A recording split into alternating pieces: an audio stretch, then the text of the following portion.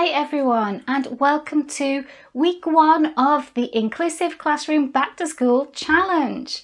I'm so excited to have you here and thank you so much for joining. It's brilliant that so many teachers are searching for ways to make their classrooms more inclusive. I can't wait to read your answers to the tasks I've prepared this week. For me, a challenge like this is all about sharing, and I hope we can all learn and be inspired from each other. During this challenge, we'll be looking at areas such as the classroom setup, systems and routines, the whole child, and building community. As we go through each mini topic, I'd like you to reflect on the following 4 values: belonging, adapting, community, and kindness. These are the 4 values that I've chosen for the challenge, and I want us to keep them in our minds as we reflect. So it's the 1st of September, and I imagine many of you will be starting back at school very soon. So I wanted to start with what you'll be getting first: the classroom. Hopefully you'll have a few days before the students arrive to set up your classroom and plan your lessons. So this week is all about the classroom setup. Now, I know not all of you will be able to make great changes to your classroom, especially if you work in a public school. However, there are some things we can consider, and I'd like to add that it's always worth asking your school management if you can make a few small changes, especially if you have good reason to back up your request. And inclusion is a great reason. I'm sure all schools are for inclusion, so once you've come up with your plan, just go ahead and propose it to whoever you need to. Whatever the size of your classroom, we need to think about a few things. First, the layout of the desks. Are they in rows, in a U shape, in groups? Is this the best or only possible layout? Think about what you'll be asking students to do in the classroom. Will they be working mostly alone, or in pairs, or in groups? Will they be doing lots of speaking or playing games? If so, they are going to have to be able to see each other. But it's also important to think about the learners if you know who they are. Some children might prefer to sit alone, especially if the lesson requires high levels of concentration. So maybe there could be some flexibility in the layout. You should also check the position of the board. Is it at an appropriate height for you to use comfortably?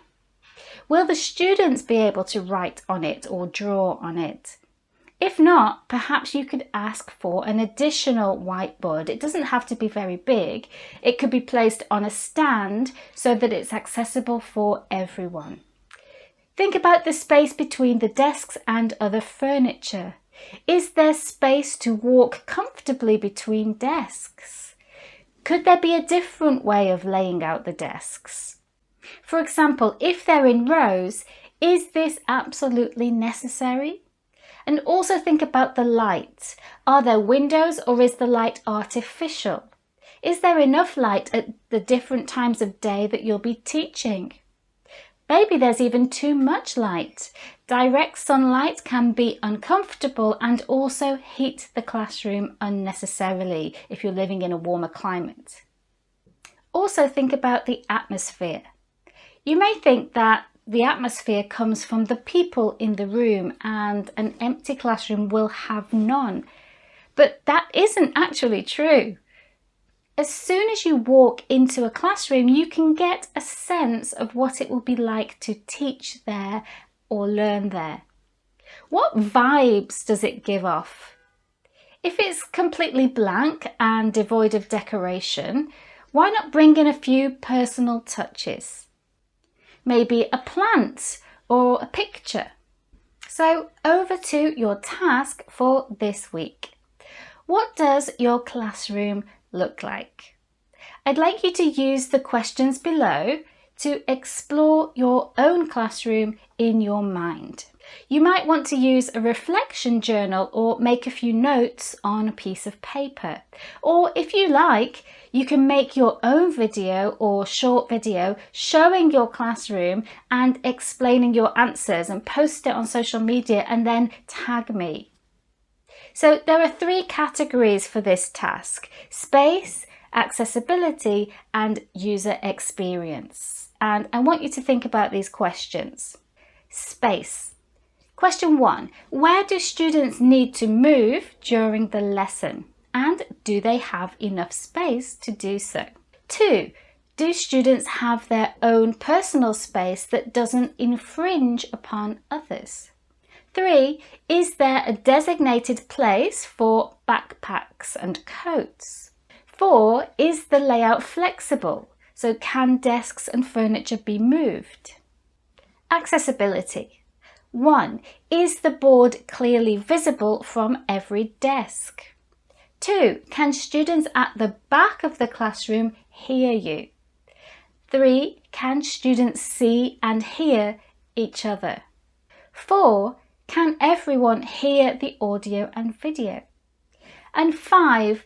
Are desks and chairs a suitable size for the students? And the last part is user experience. 1. Are there any visual distractions on the walls or through windows?